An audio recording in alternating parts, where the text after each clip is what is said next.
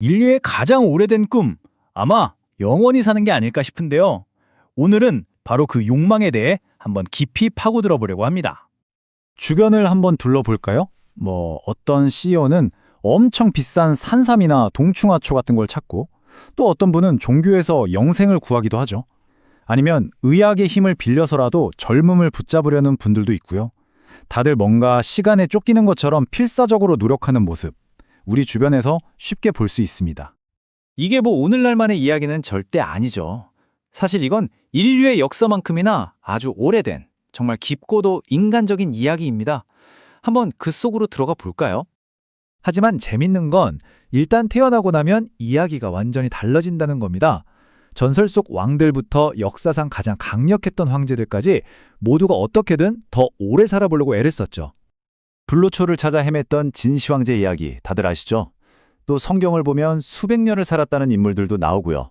이처럼 불멸에 대한 꿈은 아주 오래전부터 신화와 역사 곳곳에 깊숙이 스며들어 있었던 겁니다. 고대 사람들이 마법이나 신비한 약초에서 답을 찾으려 했다면 현대의 우리는 어디에 의지할까요? 네, 바로 과학입니다. 그리고 그 결과는 정말 놀라울 정도죠. 한번 보세요.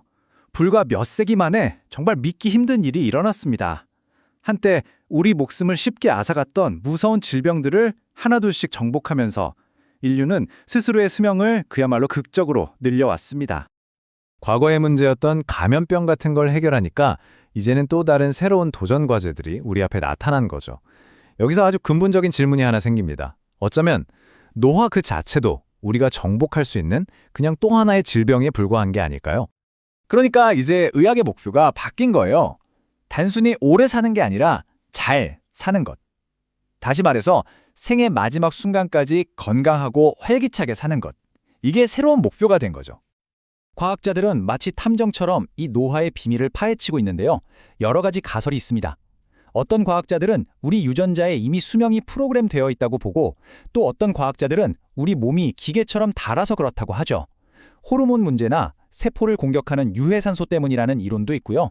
이 원인을 찾아내서 멈추려는 연구가 지금 이 순간에도 계속되고 있습니다. 그런데 이렇게까지 치열하게 과학자들이 매달리는 이유가 뭘까요? 이게 단순히 지적인 호기심 때문만은 아닐 겁니다. 이 모든 걸 움직이는 아주 깊고 원초적인 감정, 바로 두려움이 그 중심에 있습니다. 중국을 통일하는 과정에서 정말 수많은 암살 위협에 시달렸던 진시황을 한번 떠올려 보세요. 그의 그토록 강렬했던 불멸에 대한 욕망은 사실 죽음의 공포로 둘러싸인 삶 속에서 태어난 거나 마찬가지였습니다. 사실 많은 사람들이 정말로 무서워하는 건 죽음 그 자체라기보다는 죽음에 이르는 그 고통스러운 과정, 그리고 무엇보다 내가 사랑하는 사람들을 먼저 떠나보내거나 남겨두고 떠나야 하는 그 고통일 겁니다. 옛 철학자들이나 영적 지도자들이 괜히 이런 말을 한 게 아니죠.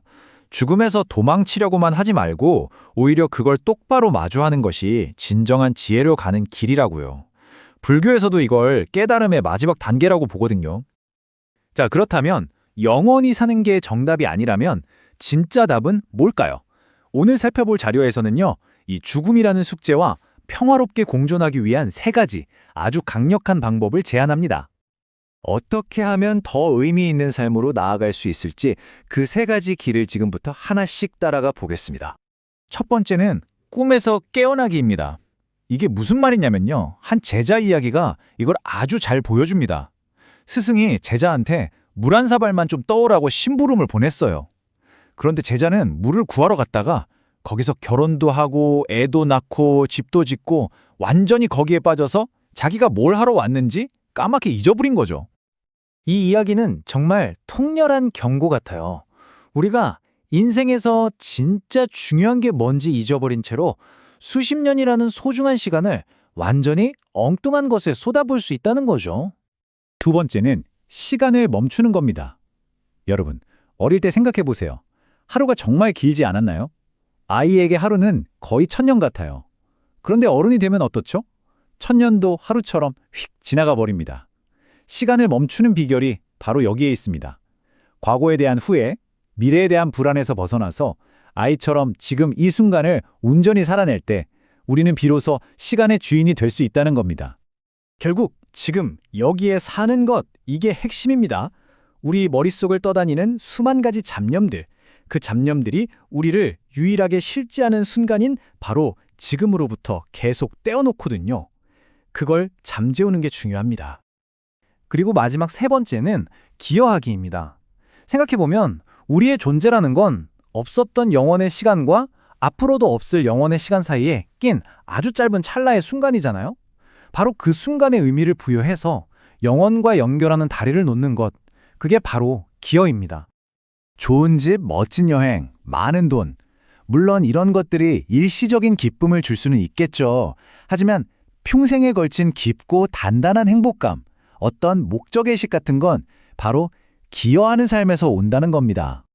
어쩌면 진정한 불멸이라는 건 내가 얼마나 오래 살았는가가 아니라 내가 이 세상에 무엇을 남겼는가라는 질문에 대한 답이 아닐까요? 여러분이 여기 머무는 이 짧은 순간, 여러분의 존재는 무엇을 남기게 될까요?